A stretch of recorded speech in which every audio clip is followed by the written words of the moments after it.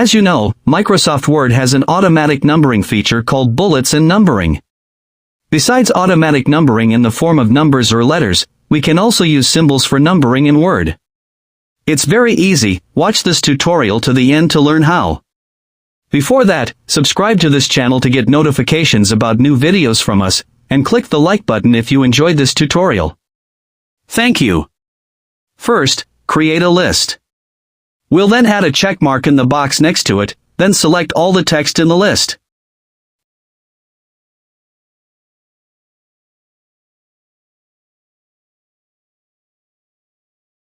Then, go to the Home menu and in the Paragraph section, click the down arrow next to Bullets.